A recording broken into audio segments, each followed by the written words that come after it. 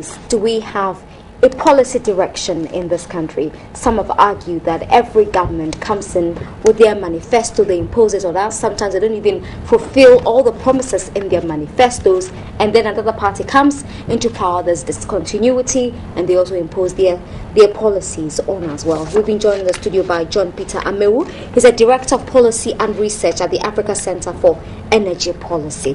Thanks for joining us, Mr. Amewu. Thank you. Hope you're doing well. Very well.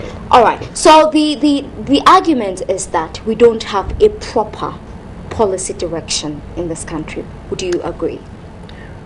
Well, it depends on the area or the industry perspective that you're looking at it from. But what is clear for us as a country is that we lack that long-term planning vision. A long-term planning vision has to go along with policy direction.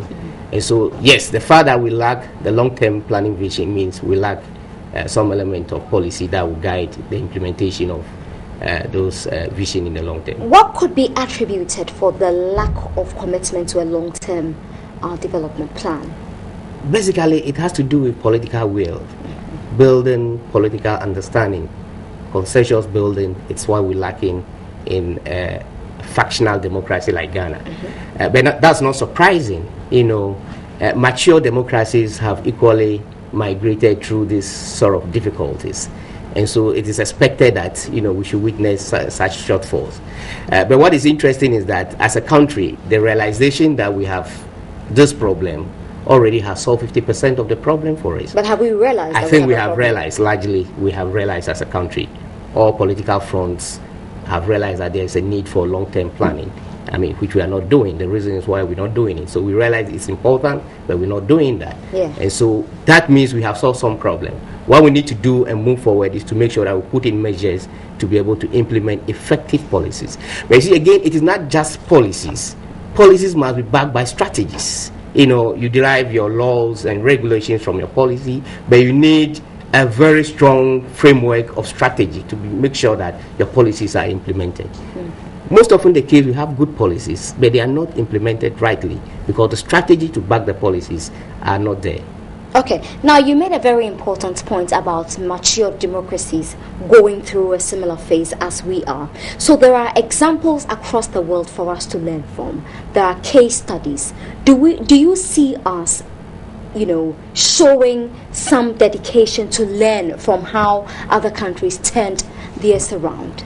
I think we have demonstrated that as a country. For example?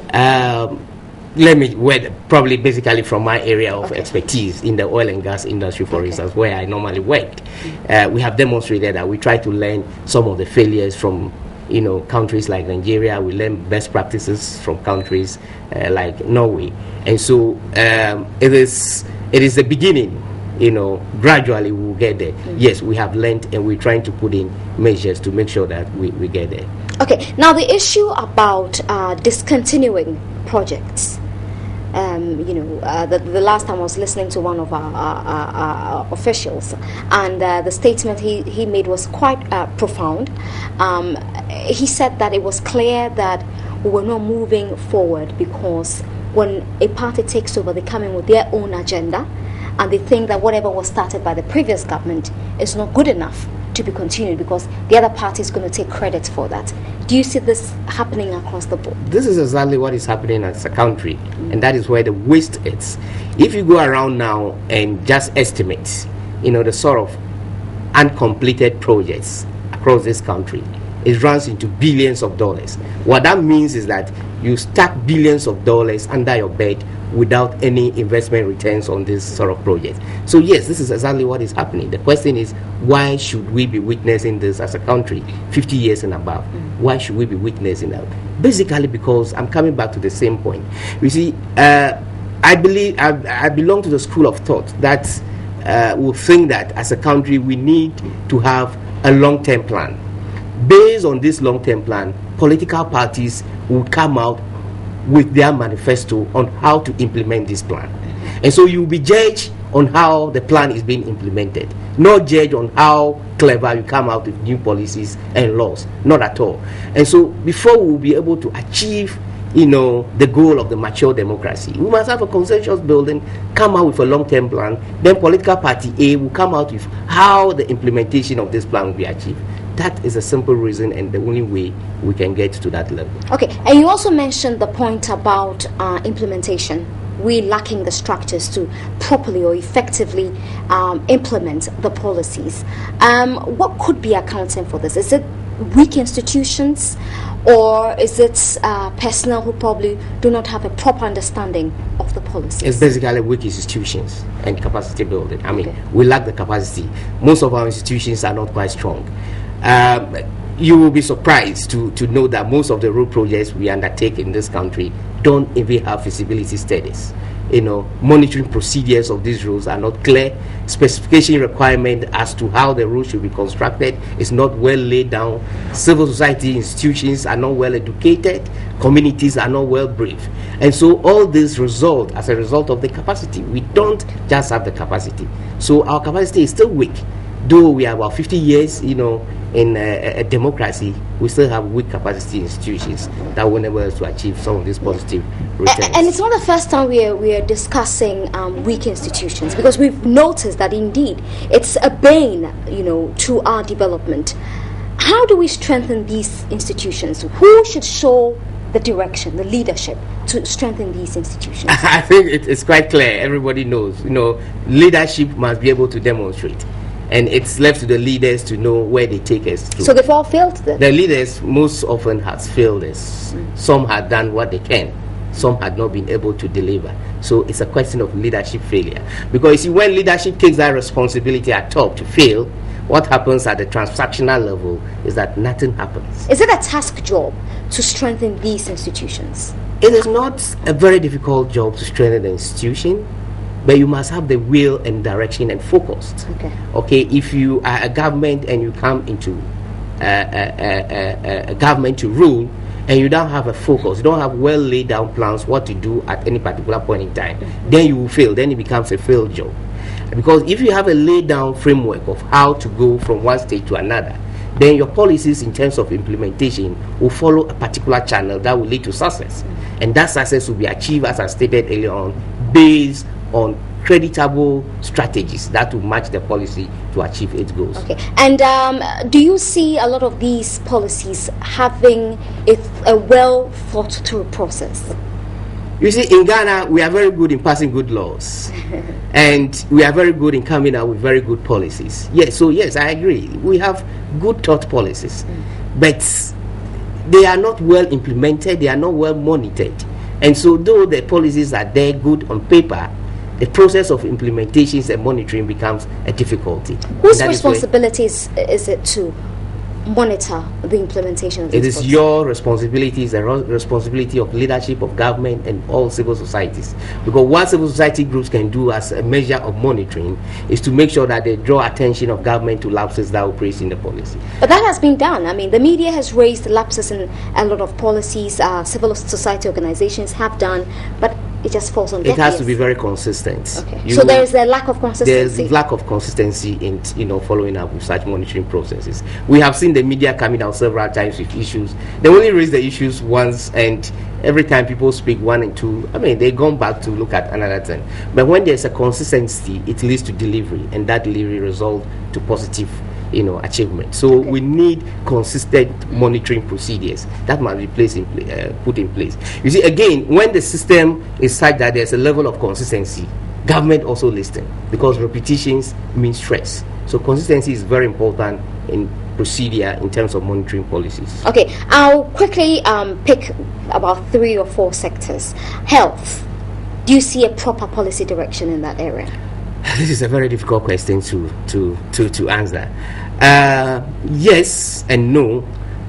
We have seen some positive achievement in some administration. For instance, the past NPP administration have very clear policies, directions of how the health sector should be handled. They tried to introduce what we call the National Health Insurance, which was very clear, very good and acceptable to all Ghanaians. The question is, what has been the level of sustainability of that policy? How does it run through the processes? It is not only good for one political arm of government to run a very good policy, and the other political arm to come and destroy the same policy because of political achievement. Right. So these are some of the difficulties, for instance, in the health sector. So I would say, yes, we have good policies, but those who comes to implement the policies after an exit of the other groups are also equally responsible for policy failures. Okay, education. Education, good as a country. What are we witnessing? You know, there was a 4-year secondary school education that's been turned down to 3 years. Where are we? There were policy directions as free education. Some schools of politicians think that it's not going to be possible. They came back and say, yes, it can be done. So these are inconsistencies in policy, and also because of political achievement. While the first group of people were thinking, well, we will need to introduce free education, which is very good, because you see, you invest in institutions and you indirectly raise your level of productivity to achieve a percentage point in GDP growth. Right. That is what happens in all mature world. And so when you leave education behind and think that you need to tackle something else, you will be running a race that will take you millions of years to finish up.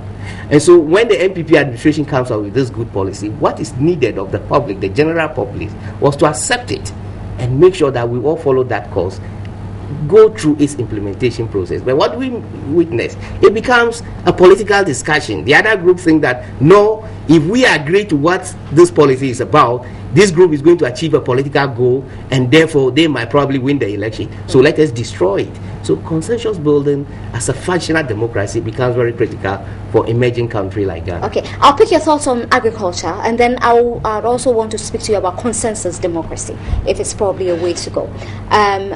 The direction of agriculture? Well, agriculture as a country, I think we're doing quite badly. If you look at our growth in terms of agriculture over the period, you know, the GDP growth, it's not significant. I mean, as a country, I think our competitive strength should lie in agriculture. Mm-hmm. And so we need to put in policies and measures that will make sure that we achieve those radical And we're not seeing that. We are not seeing that. Let me give you a typical example where the government in the past budget statement have made sizable proportions of how to spend part of the oil money for agriculture modernization.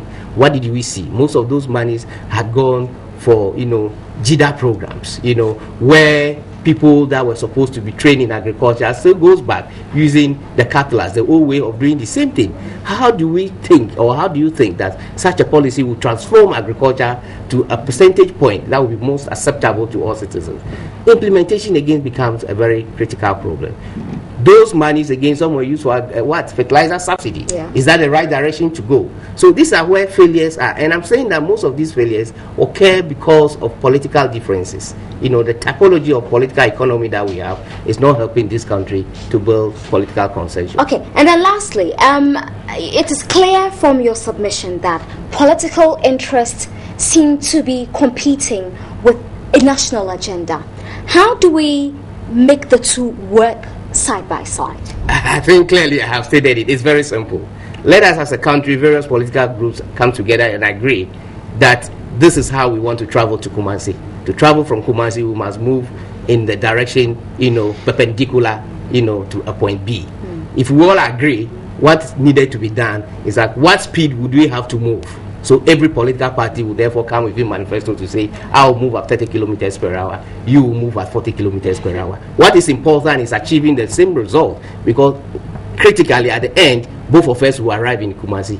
But the procedure and the speed at which you go through, you will have to be judged by that procedure.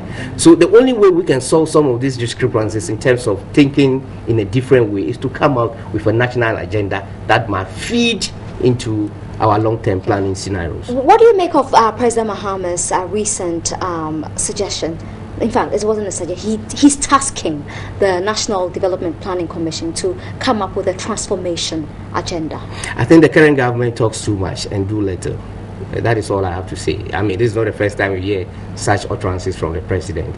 I mean, we know. You think it's a lot of rhetoric? We know he's a very good orator. I mean, of course, but politics has little to do when it comes to talking. You know, you don't have to talk, but you need to do the walking, and that is what's critical. I mean, I have listened to him make several statements that we have not been able to adhere to. So I think he needs to sit down and do the proper homework. Otherwise, we'll be having a wet dream, thinking we'll get there, we'll never get there, and everybody will be complaining. As you sit here, this economy is in a shambles. is in a total shambles, and we can't be talking when we are facing difficulties of this nature. Thank you very much, John Peter Amewu, Director of Policy and Research at the Africa Center for Energy Policy. Thanks for your time this morning. Thank you. New Day returns shortly.